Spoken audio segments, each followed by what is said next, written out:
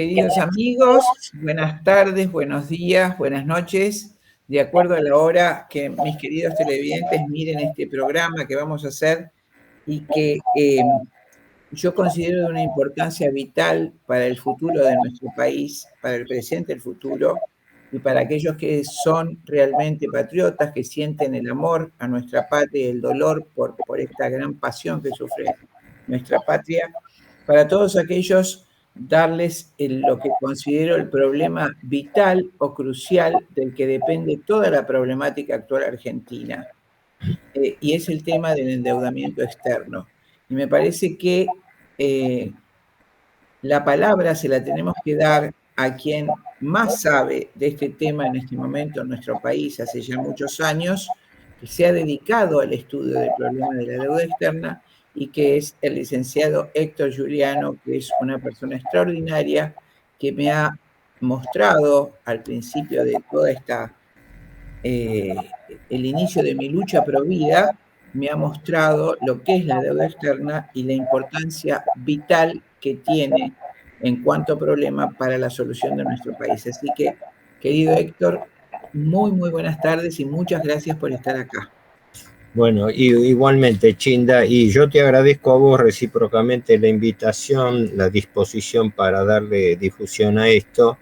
No exageremos con eso del hombre que más sabe de deuda, pero sí que tengo un enfoque heterodoxo de la deuda y consecuentemente un punto de vista importante para difundir. Así que en principio estoy a tu disposición y espero serles útiles, ¿no?, a todos los espectadores.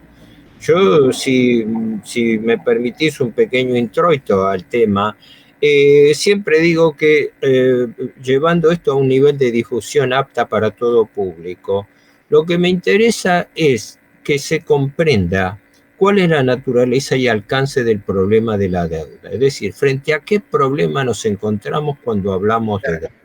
Porque si no, la gente cree, o le hacen creer, ¿no?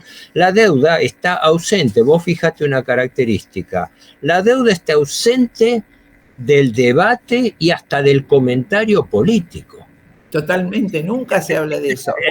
En la Argentina yo digo que se cumple una regla maldita. Todo lo verdaderamente importante es secreto. De eso no se puede hablar, de eso, y cuidado, porque si toca determinado tema hasta poder ir preso, ¿no? Bueno, pero dejando de lado ese aspecto, yo digo siempre, perdón los que me lo han escuchado otras veces, pero grábense, por favor, 3 conceptos preliminares que para mí son sustanciales. El primero y principal es que la deuda es un condicionante total y absoluto de todo lo que pasa en la Argentina en materia financiera, económica y política. Y el que no entiende esto, el que no entiende que el dinero domina al mundo y que la deuda es producto del poder financiero sobre el poder político, no entiende nada de lo que está pasando. Primer punto. El segundo punto que hay que tener presente es que la deuda no es un hecho aislado. La deuda es un sistema. Hay que entenderlo como tal. Vos lo sabrás también profesionalmente por lo que son los sistemas vitales del cuerpo humano, que han servido mucho de modelo. Yo trabajé profesionalmente en sistemas, así que en cuanto a metodología de trabajo en eso algo sé. Y el concepto de sistema es básicamente el conjunto de partes o elementos que constituyen un todo con un determinado fin, siguiendo una determinada lógica. Cuando se disponen determinados elementos siguiendo una determinada lógica, estamos frente a un sistema, no es un hecho aislado. La deuda no es algo que nos pasó una vez y ahora hay que bancársela. No, la deuda es un sistema viviente, por desgracia, y es viviente. No se puede soslayar. Y el tercero, que es lo más importante de todo, es lo siguiente. Siendo la deuda un sistema, ¿cuál es la lógica que lo rige? Porque todo sistema tiene una lógica, tiene un patrón, tiene un comportamiento rector. Y entonces ahí viene la observación importante. Todos nosotros hemos oído hablar 1000 veces de la usura como la posición abusiva del acreedor con respecto al deudor. Eso es lo que caracteriza operativamente la usura, ¿no? El hecho de que la capacidad de... Repetilo, porque además siempre fue considerado un delito, aún en el derecho romano.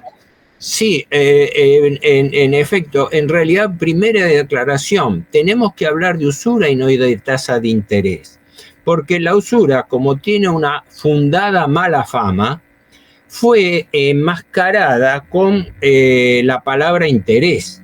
Pero yo digo que no, que hay que hablar de usura, no de interés. Porque el interés, fíjate, es técnicamente la forma de cálculo de la usura. El interés es la tasa de usura. ¿Me explico? Sí. La usura se define como alquiler del capital prestado. Esa es la definición técnica de la usura, ¿no? O sea, yo presto dinero, puedo prestar también especie, ¿no?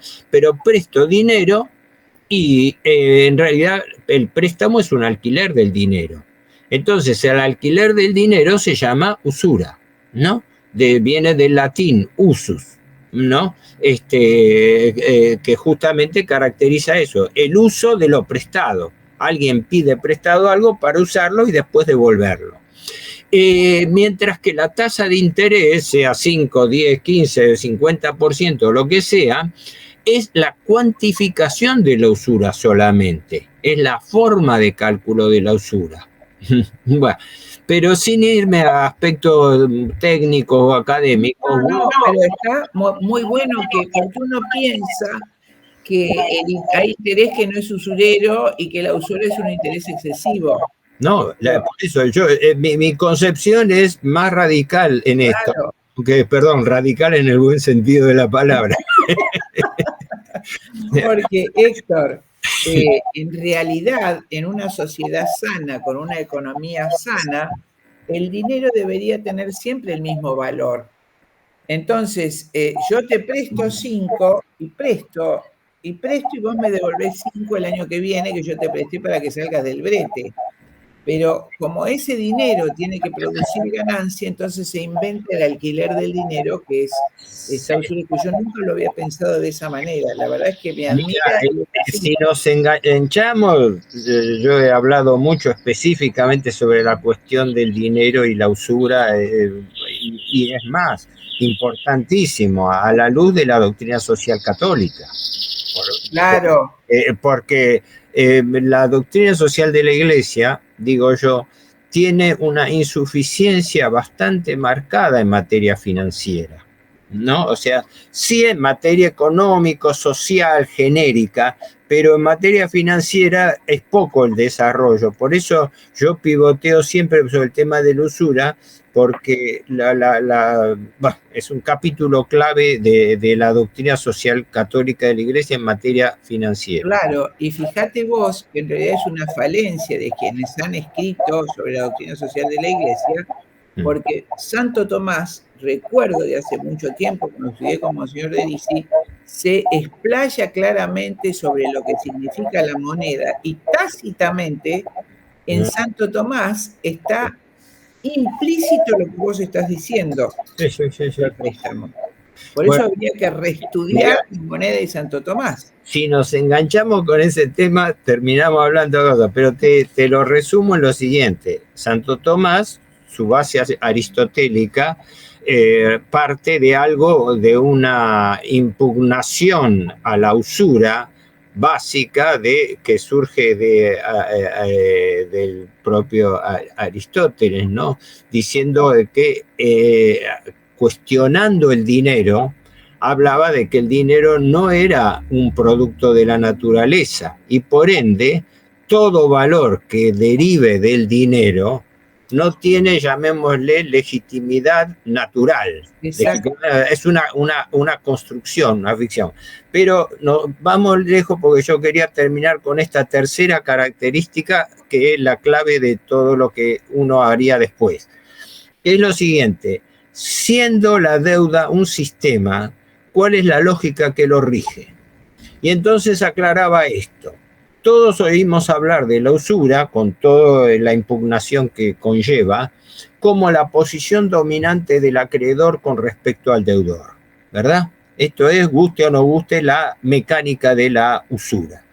Pero la usura tiene también para mí una dimensión mucho más profunda y perversa, que es la que rige la intencionalidad subyacente del prestamista usurero. Porque se piensa erróneamente que el prestamista usurero, es decir, el capital financiero de nuestra época, porque hoy en día no hablamos de prestamistas así individuales de barrio o de localidad, sino hablamos de capitales internacionales, se piensa que el prestamista usurero se abusa, pero que en el fondo tiene razón y que lo que quiere es que le devuelvan su dinero. Toda la gente piensa eso.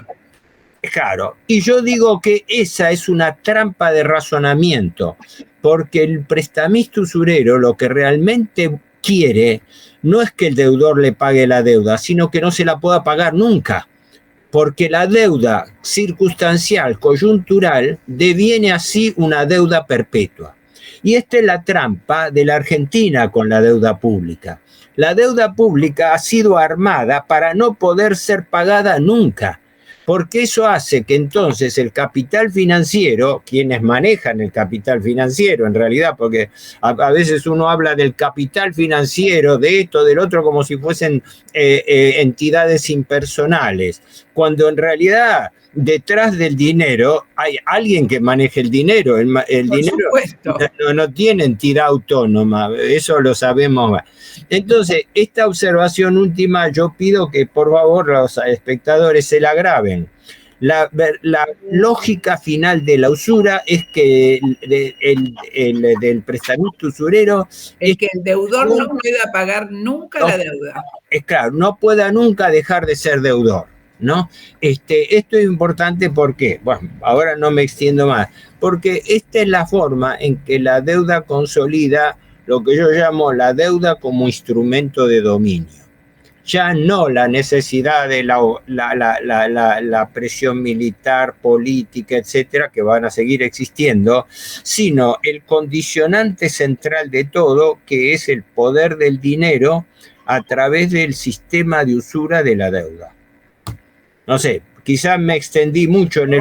No, está es importante para que quede. Al contrario, eso es lo que vitalmente necesito que la gente entienda, porque aún mi marido y mucha otra gente recta dice, bueno, no, pero el que te prestó el dinero tiene derecho a que vos le devuelvas. Claro. Lo que no entienden es este mecanismo, por lo tanto no entienden lo que es un interés exponencial hecho expresamente, que es lo que tenés que explicar. Sí, ahora te voy a dar en general unos pocos números para que sirvan de referencia sin abrumarlos, pero los tomo del presupuesto 2025 que han sido,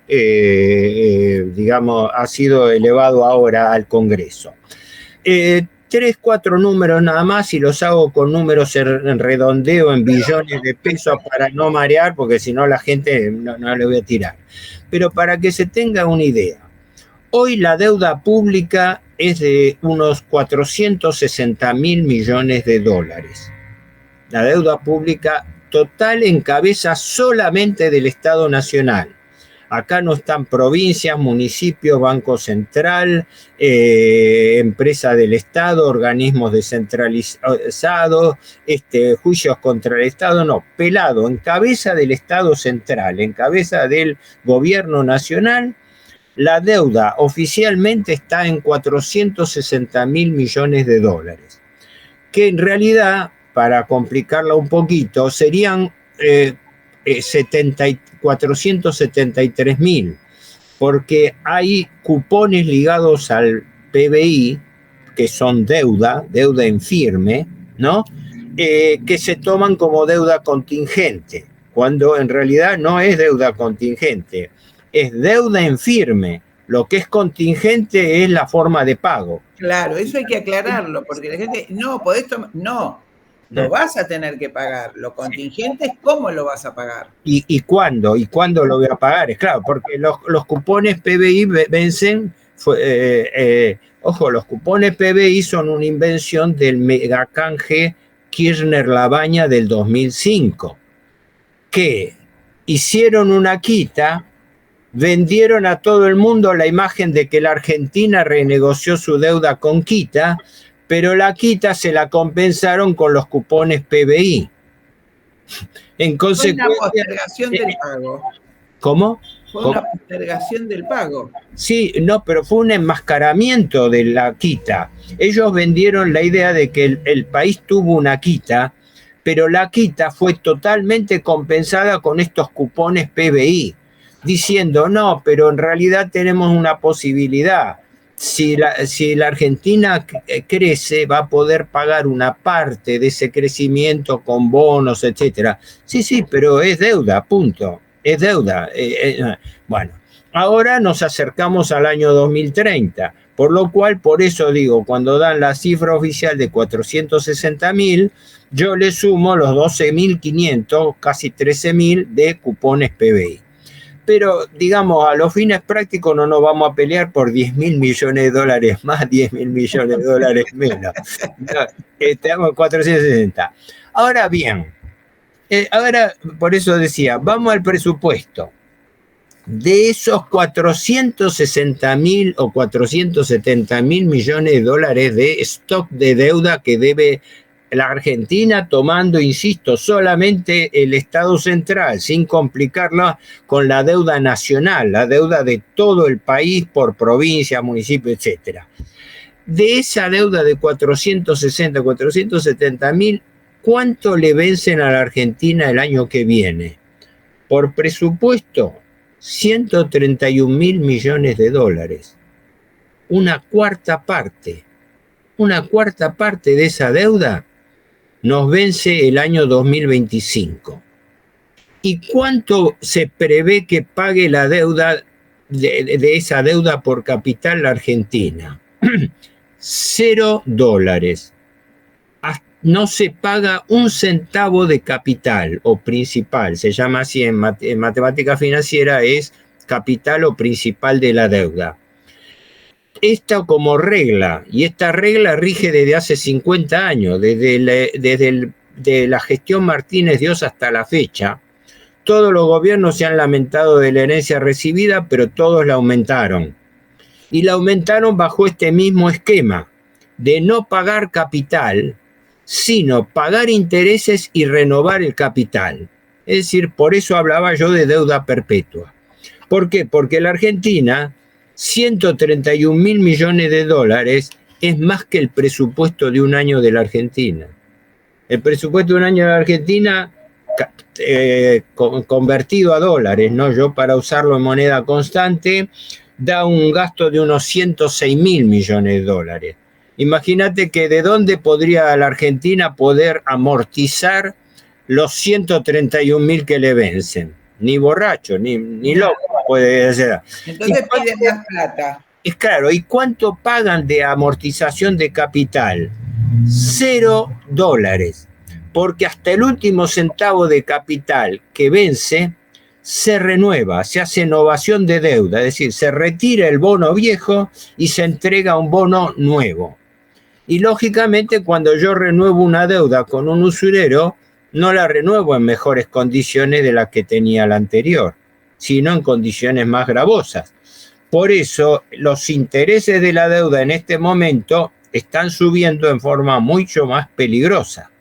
¿Por qué? Porque al renovar toda la deuda, al patear para adelante deuda renovando, yo tengo que aceptar condiciones cada vez más gravosas. Y no hablemos de aquellas condiciones que no son financieras, aquellas condiciones que están escondidas bajo la mesa. Concesiones, privilegios, oportunidades, etcétera, que es la que maneja el capital económico financiero que controla la deuda. Entonces, el año que viene van a vencer 131.000 millones de dólares sobre un total de 460. Pero ¿cuánta deuda va a tomar la Argentina para renovar esa que vence? Va a tomar 142.000, es decir, la deuda va a aumentar en 11.200, o sea, que no solamente vamos a renovar hasta el último centavo de deuda que vence, pagando bono contra bono, es decir, entregando nuevos bonos, renovando bonos, que es lo que hace el Ministerio de Economía vive refinanciando deuda con 2 licitaciones mensuales establecidas, en la cual la totalidad de los vencimientos es canjeada por nuevos bonos, tratando de estirar un poco los vencimientos. Pero ese estiramiento, que sería un reperfilamiento de deuda, porque el perfil de deuda es la cronología de los vencimientos. Entonces se llama reperfilamiento a patear para adelante, para decirlo en términos simples. Sí, tal.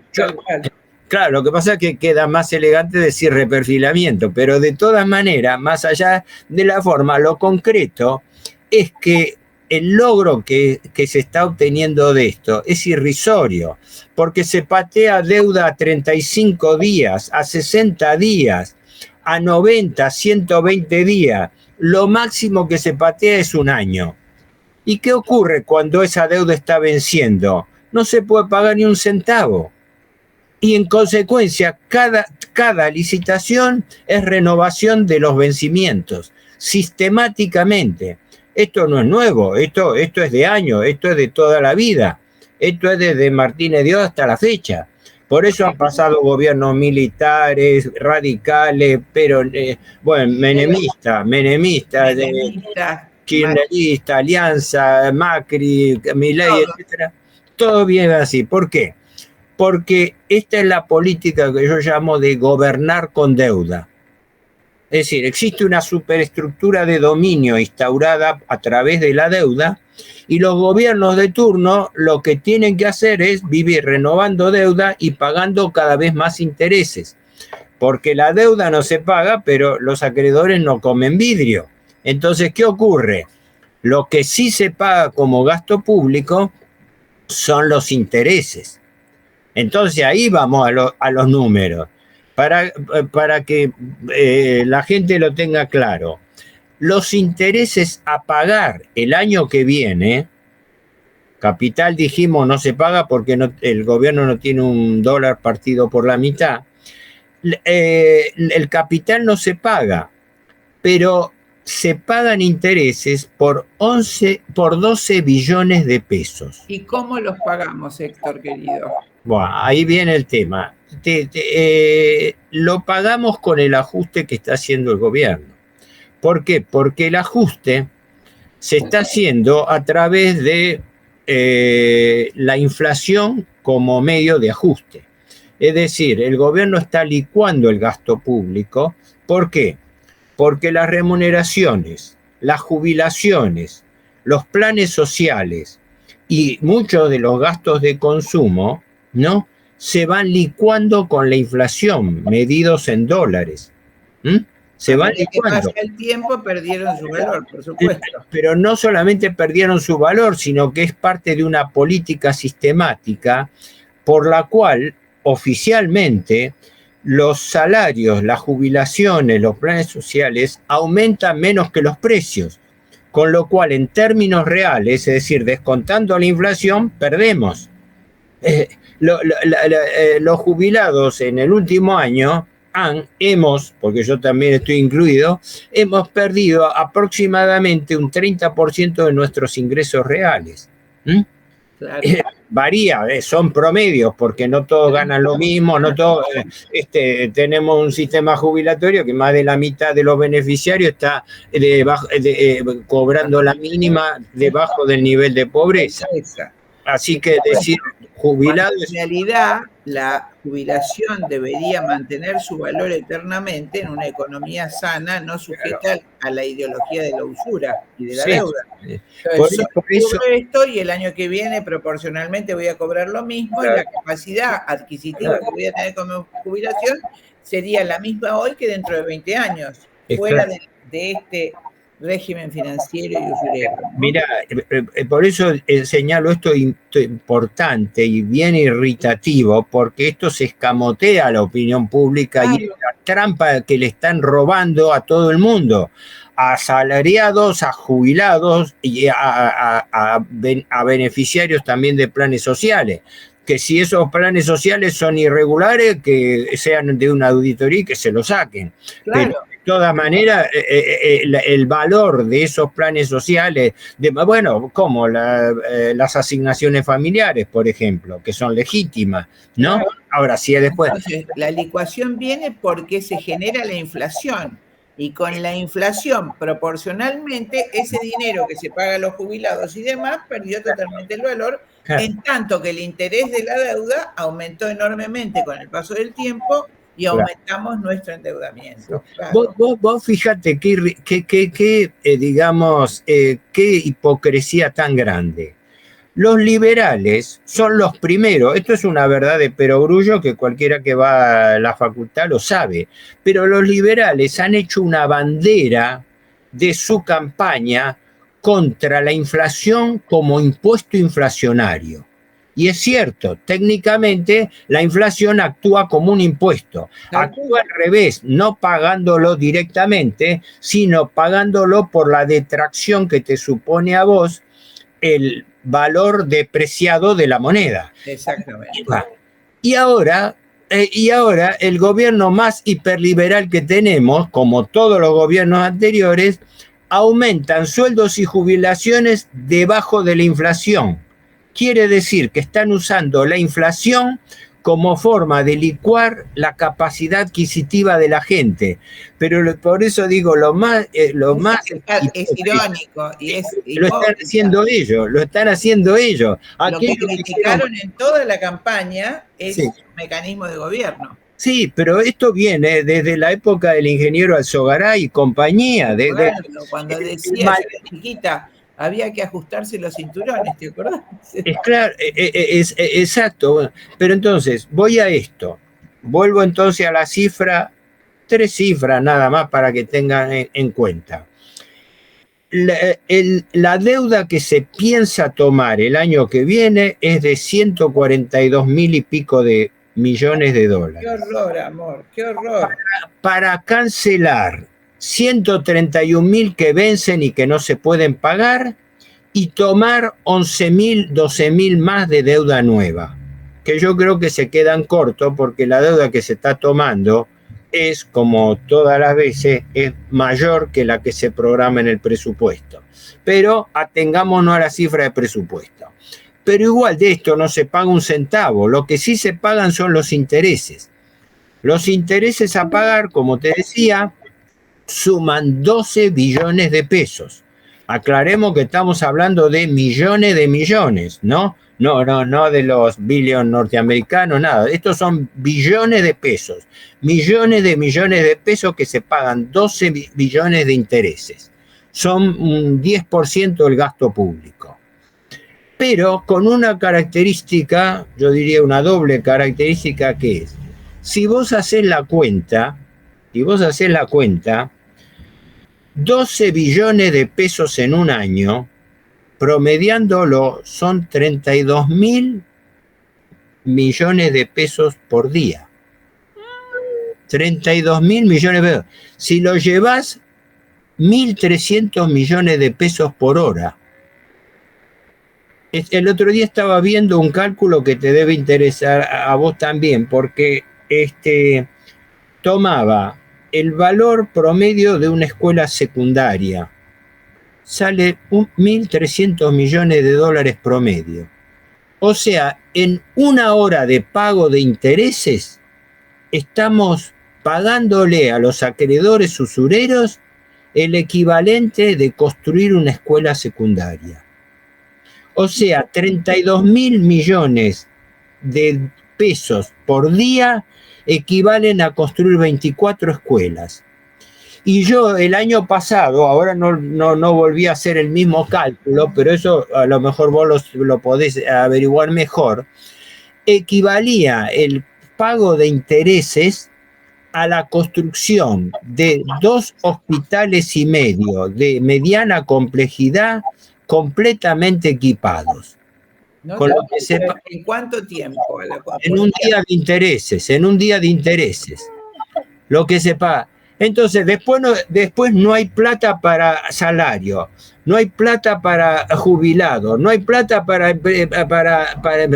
no hay plata para obras públicas. El gobierno Milei tiene paradas unas 2.000 obras públicas.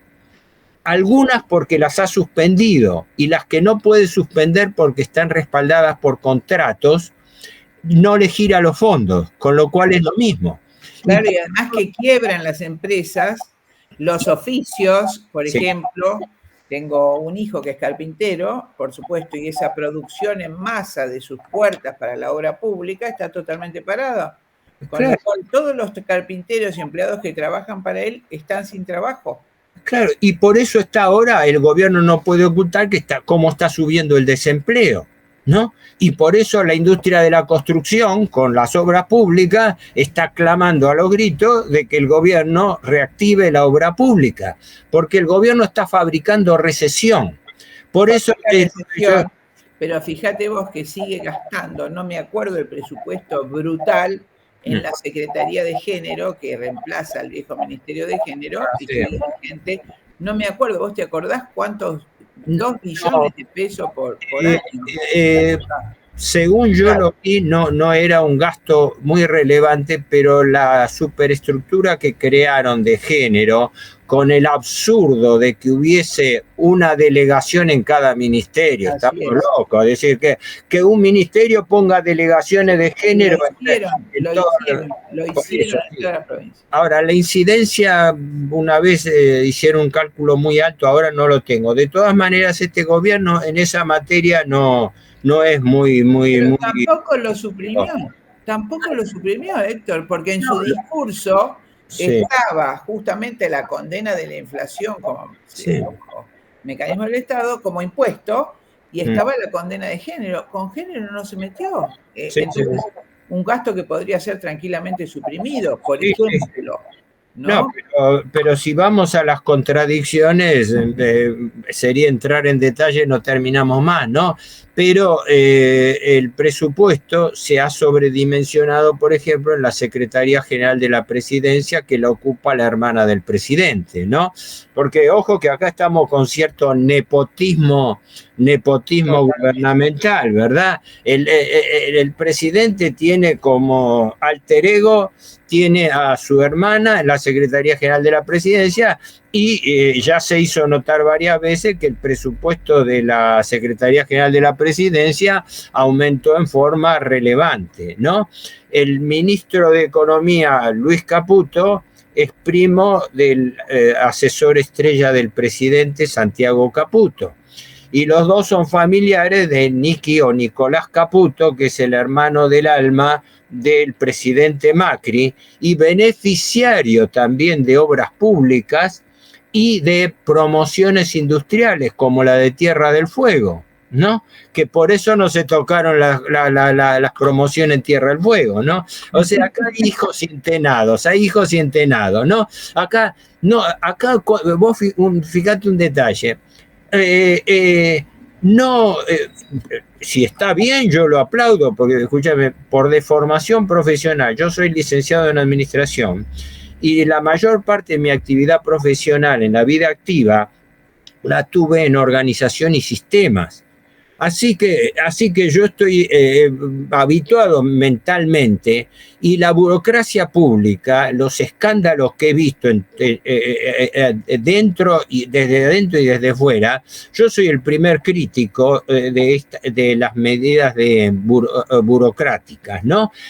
Así que desde ese punto de vista no me opongo. Pero depende de la discrecionalidad y la forma. Porque yo digo, está bien, el gobierno suprimió la mitad de los ministerios, los concentró en 8, pero después le inventaron un ministerio a Sturzenegger. Exacto. Si él viene a racionalizar el Estado, no es un ministerio con funciones permanentes. Tiene que ser una comisión o una... para solucionar, claro, que cumpla una finalidad determinada y chau. Pero no, le dan la categoría porque el señor Sturzenegger va a cobrar el sueldo de un ministro. Es terrible. Y entonces, Héctor, es maravilloso todo lo que has explicado, pero ya cerrando el programa, quisiera que expliques a nuestros televidentes, que después quiero que escuchen varias veces lo que nos has enseñado hoy, ¿Cuál sería la única forma de salir de la Argentina, como vos siempre decís, fuera del sistema? Por favor, en 2 palabras tenés que explicarnos a todos qué sería lo apropiado. Ahí me mataste, porque mi capacidad de síntesis frente a esto, un tema harto complejo, pero existe una regla, ¿verdad? Que los problemas, cualquiera sea su complejidad, siempre tienen alguna forma de replanteo simple. Correcto. Y yo lo resumo de esta manera. Hay que entender que la deuda es nuestra principal hipótesis de conflicto. ¿Por qué? Porque el conflicto no es solo militar, el conflicto existe siempre que existe contraposición de intereses y que esa contraposición de intereses no pueda solucionarse por la racionalidad, sino por la fuerza, por el poder o por... Y como nosotros estamos en una situación tan desventajosa, si existiera en algún momento un gobierno que quisiera atacar, que quisiera confrontar y no convivir permanente y eternamente por esta deuda, que la deuda se transforma en una deuda perpetua. Perdón, que quiero acotar, perdón la interrupción, que esa deuda representa la pérdida de recursos continuos, que es la garantía de esa deuda. El acceso a nuestros recursos, a todo, el petróleo, el litio, a todo. O las concesiones, claro, la estamos pagando en especie también. Exactamente. La estamos pagando en especie. Por eso no les interesa tanto. Es más, pero una cosa importantísima, estos 12 billones de pesos de intereses no son todos los intereses a pagar. No sabemos cuáles son los intereses porque el gobierno no informa cuántos intereses capitaliza por anatocismo. El anatocismo es el interés compuesto. El interés no pagado se suma al capital y devenga nuevos intereses. Correcto. Es el interés compuesto, lo cual es sinónimo de la usura. Interés sobre interés, que eso sí está penalizado. Bueno, y el otro día un hombre de línea liberal del SEMA, el doctor Carlos Rodríguez, lo dijo, lo denunció abiertamente. Dice, el gobierno presenta los intereses a pagar, pero no informa cuáles son los intereses que capitaliza. Y adelantó que los intereses que capitalizan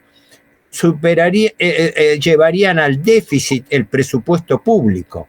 Así que, caramba, está equilibrando el... No el pobre cristiano que cobra 80.000 pesos de sueldo, sino ahí está el déficit. Ahí está el asunto, pero lo está diciendo un mismo referente. No nos olvidemos que acá entre los más duros críticos del gobierno están liberales que no quieren quedar pegados con el posible fracaso de este. ¿Por qué? Porque Milei amenaza terminar haciendo lo mismo que Macri, pidiendo un salvavidas de salvataje, que ya lo están pidiendo. Vos date cuenta que están peregrinando Milei, Caputo y su funcionario para pedir 15.000 millones de dólares para poder salir del cepo, y no lo consiguen. Caramba, 15.000 millones de dólares a nivel lo que debemos no es nada. Es nada, y no lo pueden conseguir. Bueno, queridos amigos, entonces continuamos. Héctor, tenés que cerrar esta idea para que nuestros oyentes comprendan toda esta importancia vital para nuestro país del endeudamiento externo y cómo se sale. Bueno, tu pregunta acerca de las alternativas desde ya excede todo tiempo de desarrollo, pero lo puedo sintetizar en 3 conceptos que yo pediría que la gente que por lo menos lo razone, lo tenga presente. La deuda es nuestra principal hipótesis de conflicto, y el día que exista un gobierno o una élite que realmente quiera confrontar y no convivir eternamente con el problema de la deuda, para mí tiene que hacer 3 cosas, porque todas las cosas tienen que ser 3, ¿no? Sí. Para ordenarme mentalmente y en forma trinitaria. La primera medida que debiera hacer el gobierno, en mi opinión, es el blanqueo de la insolvencia. El rey está desnudo y alguien tiene que decirlo. No se puede vivir en esta ficción de decir el país es solvente. No, los gobiernos y los ministros de Economía en particular están mintiendo a la población diciéndole que la Argentina es solvente cuando no lo es. Solvente es cuando vos podés pagar. Una deuda de 460.000 millones de dólares no se puede pagar. y los vencimientos anuales tampoco, y ni siquiera podemos pagar los intereses. Entonces tiene que salir de algún coraje político el blanqueo de la insolvencia, diciendo esto implicaría un default. La palabra default significa incumplimiento, es decir, el blanqueo del incumplimiento. Pero a diferencia de lo que muchos hacen, que es un planteo de tipo ideológico, de barricada, no pago de la deuda, no. Este es un tema donde no nos podemos hacer los locos, porque el poder mundial es el poder del dinero. Entonces hay que manejarse con una lógica que no salga del encuadramiento lógico. Y para mí es muy simple. El blanqueo de la insolvencia a través del default, a través de una declaración formal que blanquee la realidad, que el país no puede pagar y no piensa seguir con esta ficción de renovar eternamente deuda pagando cada vez más usura, porque el país tiene que liberarse de la usura, ¿no? Ese planteo tiene que ser acompañado de un inmediato pedido de renegociación de la deuda, no de un repudio. El repudio para mí sería tácticamente un error, porque coloca a la Argentina fuera del marco legal. Yo repudio una deuda, no. Yo lo primero que digo, como una empresa en estado concursal, en estado de quiebra, señores, yo no puedo pagar. No estoy mintiendo, estoy diciendo la absoluta realidad. Los que mienten son los actuales gobernantes, todos los gobernantes que al revés venden la imagen. No, sí, nosotros podemos pagar cuando es mentira. Están refinanciando deuda continuamente y cada vez más grave. Consecuentemente, este punto de blanqueo de la insolvencia es el primero. Default. Bien. El tan temido default. El segundo va unido al anterior. Y es el complemento indispensable, porque los tres no se manejan, uno sí y otro no. O van los tres o no va ninguno. Correcto. El segundo es la cuestión de la ilegitimidad, porque como en todo Estado... El segundo sería la renegociación planteando la cuestión de la ilegitimidad. No. A lo mejor no me... El primero es plantear una realidad, la insolvencia. Sí, no podemos pagarla. Crear una situación de hecho. De hecho, no salirse del marco legal, sino una situación de hecho. Así como existe en quiebra de los estados. Hay un libro de Kenneth Rogoff y Carmen Reinhardt que detalla las 25 grandes default que hubo a lo largo de los últimos 100, 150 años. El default de los países, la cesación de pago no es una novedad. Acá lo quieren plantear como una herejía, como si fuese una pecado. No, como si se acabara el mundo. No, cuando alguien no puede pagar, lo hace. ¿Por qué? Justamente los liberales que tanto asocian el comportamiento del Estado al comportamiento de la empresa privada, y como cuando una empresa privada no puede pagar, se presenta en concurso de acreedores. Entonces, fuerza de esa manera el segundo punto, porque el primer requisito es hacer una auditoría de las acreencias. De lo que debes, claro. Cuando una empresa se presenta en concurso, en quiebra, lo primero que dice, yo no puedo pagar. Entonces el juez lo primero que dictamina es una auditoría sobre las acreencias para que cada uno de los acreedores aparezca y demuestre la legitimidad de sus reclamos. ¿Me explico?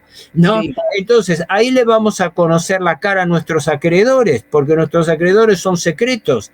Los gobiernos son cómplices de los acreedores y mantienen en el anonimato quiénes son los dueños del capital prestado a la Argentina. Por eso yo vengo pugnando hace décadas en el censo de acreedores. La Argentina tiene que tener un censo de acreedores que hoy de manera informática se puede tener al día. Cada vez que un papel cambia de mano, señores, tiene que informar al gobierno argentino, porque el gobierno argentino tiene el derecho de saber a quién le debe. ¿Por qué? Porque cuando se sienta a hacer los megacanjes de turno, se sienta con algún acreedor, ¿verdad? No se sienta con cualquiera. En ese momento sí aparecen acreedores y con un agravante que por convención internacional los titulares de las acreencias se mantienen en secreto. O sea, estamos frente a una deuda mayúscula y secreta. Entonces, primer punto, blanqueo de la insolvencia. Segundo punto, como correlato del anterior, auditoría de la deuda. Porque si vos entras en insolvencia, lo primero que pedís es pongan las cuentas claras, no oculten más la deuda, no mantengan el secreto la deuda y los acreedores. Queremos saber cuánto debemos, cuál es la legitimidad de esas acreencias y quiénes son nuestros acreedores. Auditoría y determinación de la legitimidad de cada creencia. Claro. Y la tercera parte, la tercera cuestión o requisito es la determinación de responsabilidades, porque estamos en un país donde se han cometido todo tipo de irregularidades con respecto a la deuda, desde la causa Olmos 1 hasta los megacanjes, y resulta que existen irregularidades, existen delitos, pero no hay delincuentes, nadie va preso, todos sobreseídos, la deuda está sustraída del derecho, de la legitimidad. Es lo que tantas veces el doctor, amigo y bueno, una autoridad, Miguel Ángel Espeche, Gil, como Graciela González, que es su adjunta, como también el doctor Julio González.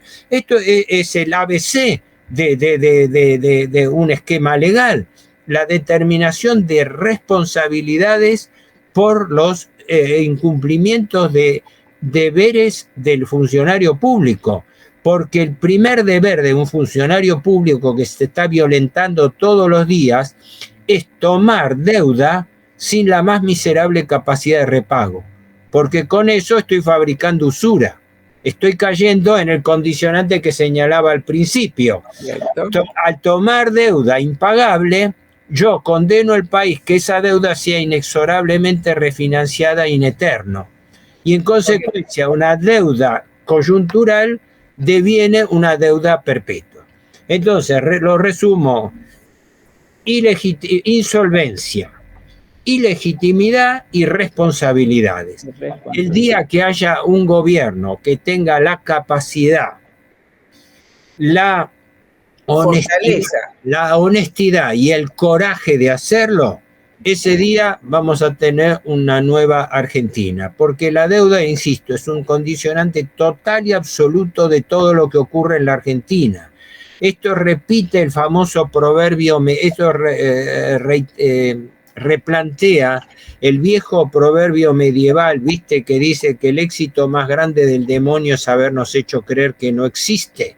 Sí. Con la deuda se hace lo mismo. No, la deuda no existe. Todos los días, vos encontrás esto en la tapa de los diarios, vos lo encontrás en el comentario de los economistas. No, se habla de cualquier cosa, no, a ver cuánto cerró el dólar hoy, a ver si mañana, es más, cuando no... Lo terrible, cuando los políticos, estos de turno y los anteriores, hablan del déficit del Estado, ni siquiera mencionan. Claro, la deuda es el principal gasto, se paga más de deuda que de jubilaciones. Cuando vos agarrás las jubilaciones netas, es decir, las prestaciones menos los aportes y contribuciones, te da, eso yo hice el cálculo, me da que el gasto neto de jubilaciones es 9 billones de pesos. Billones de pesos en el presupuesto, mientras que los intereses son 12 billones. Entonces se engaña a la gente diciéndole el principal gasto público son las jubilaciones. No, se confunde jubilaciones con gasto público social, que no es lo mismo. No. Además, el jubilado es un acreedor del Estado y es un acreedor más legítimo que el especulador financiero, porque yo aporté compulsivamente al Estado y el Estado tiene la obligación de devolverme el dinero que yo le di, mientras que estos especuladores financieros vinieron a especular con un Estado que sabía que no le podía pagar para gozar del privilegio de la usura. Y el gobierno, como ahora, el gobierno le dice descaradamente a los jubilados, no le damos aumento porque no hay plata. Pero a la vez, simultáneamente, se arrodilla ante los especuladores financieros y entonces con el dinero que le roba a los jubilados, le paga a los acreedores especulativos financieros. Más irritante, imposible. Es terrible y más injusto y más... Yo no quiero deprimir a la gente, pero pienso sinceramente que la única posibilidad que el argentino medio despierte a una realidad, que lo mueva a una reacción frente a toda esta impostura, es este cachetazo de la realidad, donde vea cómo le están robando. Porque se cumple lo que decía Scalabrini Ortiz hace ya 70, 80 años, que dice, cuando un economista le explica a usted una cosa y no lo entiende, hágaselo repetir despacio, clarito. Y si aún así no lo entiende es porque lo están estafando. No hay ningún misterio. No hay ningún misterio en la economía y en la finanza que no pueda ser explicado. Y los economistas, la principal obligación que tienen es no confundir a la gente, sino al revés explicarle. Pero no, a la gente se la hacen difícil. No, hasta le hablan en inglés. No, porque el rollover de las obligaciones, el rollover quiere decir renovación, ¿verdad? Y jurídica. La gente no tiene ni idea de lo que es el rollover, yo tampoco. Claro. Entonces dice, no, porque tenemos un crawling peg del 2% mensual. Y la gente no sabe nada. El crawling peg es la mini devaluación mensual que tienen. Claro. Y se hablan como quien dice en difícil para que la gente no entienda, ¿no? O sea, los economistas están... los economistas del establishment están no para aclarar, sino para engañar a la gente, para distraer el objetivo, y por eso de la deuda, que es lo más importante, no se habla. No sé, yo soy no soy pesimista, soy escéptico que esto vaya, pero te lo concluyo con un concepto fundamental. Sí. Acá no está en juego solamente el futuro de una política económica, sino está en juego la gobernabilidad y el destino del Estado argentino. Eso es lo que realmente se juega detrás de la usura de la deuda. Pero mientras la gente no lo entienda, vamos a estar esclavizados en el sistema, un sistema invisible a la mente de la gente, oculto a través de las cortinas de humo que están generando los propios portavoces del sistema. Y cerrando lo que brillantemente acabas de explicar. Sí, quería concluirlo esto por razones de tiempo, espero haber sido claro, útil. No, te quiero una pequeña ampliación antes de terminar. Cuando vos dijiste algo que yo creo que es esencial, en el punto 2, una vez que después del blanqueo y entonces la auditoría de acreedores, hablaste de la legitimidad. No te quiero meter en camisa de 11 varas, pero en 2 palabras, explicarle a nuestros oyentes, que son muchos, por qué hablamos de la legitimidad.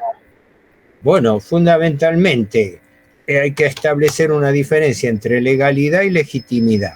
Correcto. La legalidad es formal, la legalidad se impone.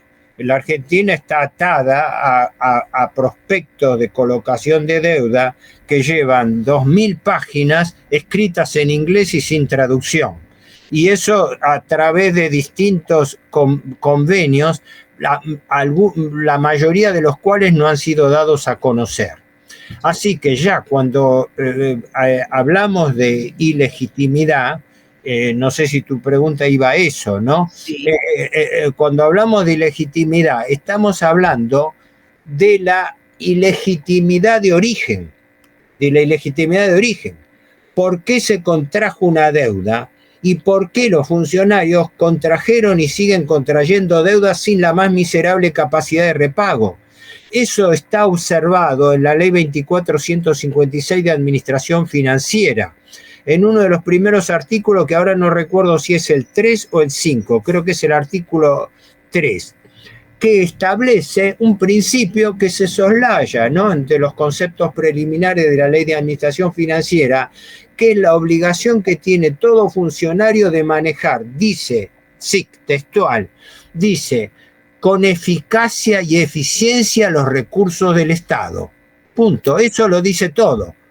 Eficacia y eficiencia en los manejos del Estado. Si yo tomo una deuda que no puedo pagar, no estoy cumpliendo con la ley de administración financiera.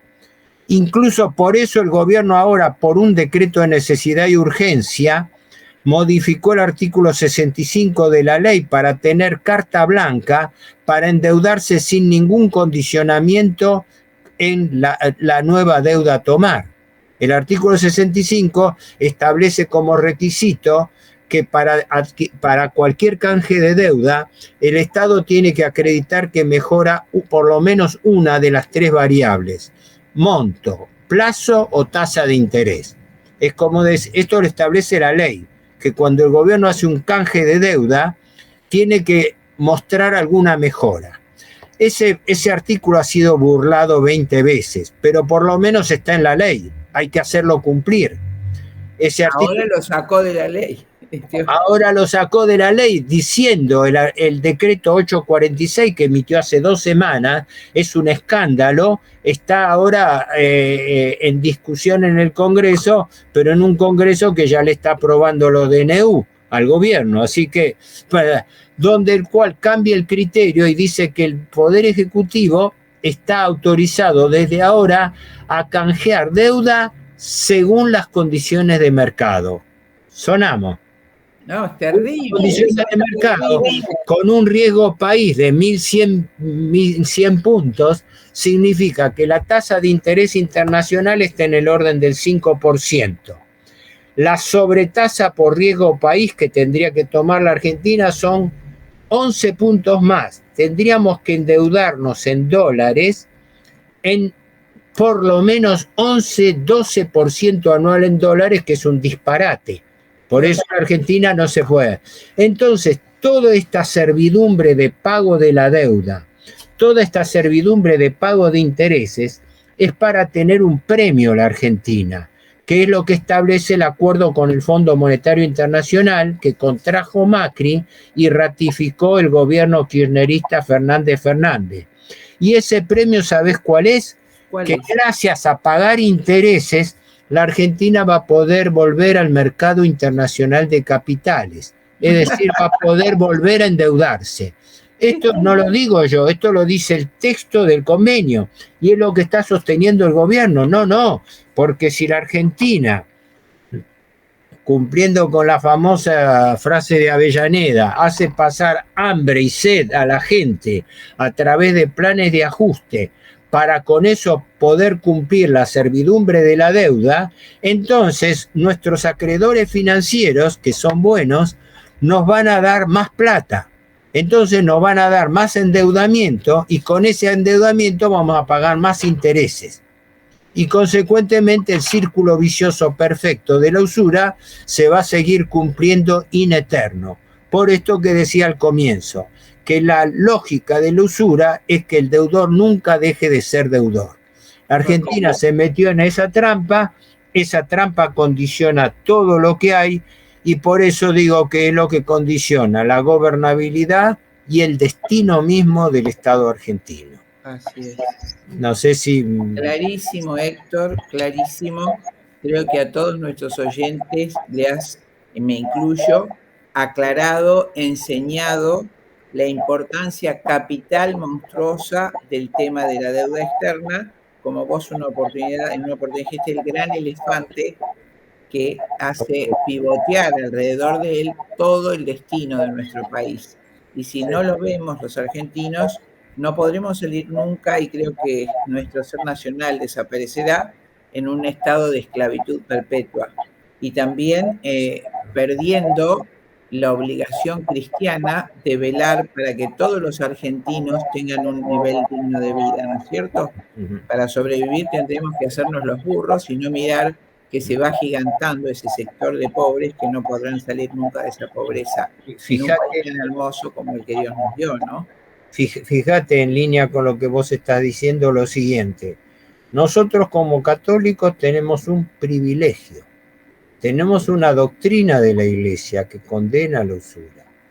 Y la condena subyacente. O sea, tenemos la fortaleza intelectual y espiritual para luchar contra la usura. Sin embargo, nadie Nadie presta atención a ese deber. Es un deber que tenemos incluso como católicos, no solamente como argentinos, sino además como católicos. Por eso es absurdo de que los católicos de nuestro país sean liberales y apoyen un gobierno como el actual, como todos los otros que han apoyado y que han adquirido ilegítimamente y anticristianamente la deuda, ¿no? Siempre se cita como ejemplo, no es una invención mía, ¿no? Que la única reacción que en los evangelios se menciona de una reacción airada, enojada de Jesús, fue cuando echó a los mercaderes del templo. Algún día... Válgale la analogía que estás haciendo, que es así. Exacto, me parece. En fin, espero haber sido útil y desde ya estoy a tu... Acá está mi nieta, que quiero que te agradezca, que está fascinada escuchándote. Bueno. Baby, me alegro. La cuarta generación de Chindita te agradece conmigo, Héctor, porque fue hermoso este programa. Muchísimas gracias. Muy claro, muy bueno. Bueno, espero que haya sido lo más entendible posible, porque cuando los jóvenes entienden, la esperanza se renueva, porque quiere decir que los nuevos argentinos, a lo mejor surge una generación que con todo este conocimiento pueda generar un gobierno que realce o reviva nuestro ser nacional, ¿no? Fíjate vos, no es por pesimismo, ¿no? Porque yo... mientras tenga lucidez y vida como te pasa a vos, vamos a seguir en esto, ¿no? Pero es probable, es muy probable, es probable, no sé cuánto, que nuestra generación no vea estos resultados. No. Por lo cual, la principal tarea que tenemos es nosotros dejar armado este esquema, esta misión, que probablemente sean otros, las generaciones más jóvenes que tengan de desarrollar. Entonces, nuestro primer deber es transmitirle eso, es la enseñanza intergeneracional que se va perdiendo y en una sociedad que justamente complota contra la pervivencia de los valores tradicionales, en todos los planos. También en la lógica de intelectual, en la lógica académica. Así es. Bueno. Que las dos te agradecemos, Héctor, este programa hermoso. Que Dios te bendiga muchísimo, te siga dando esa sabiduría y esa claridad para transmitir. Bueno. Y gracias a vos por la invitación y la oportunidad de decirlo. Gracias, y ojalá que este programa, que también mi nieta va a participar en esa difusión, llegue a muchísimos jóvenes que te puedan seguir y que preguntarte abiertamente los pasos que pueden dar en este sentido. Mándenme el link después para tenerlo, que yo también lo circularizo. Perfecto, gracias, Héctor. Un abrazo desde La Plata. Y gracias por todo. Hasta la próxima vez. Un abrazo, Héctor. Gracias. Chao, chao.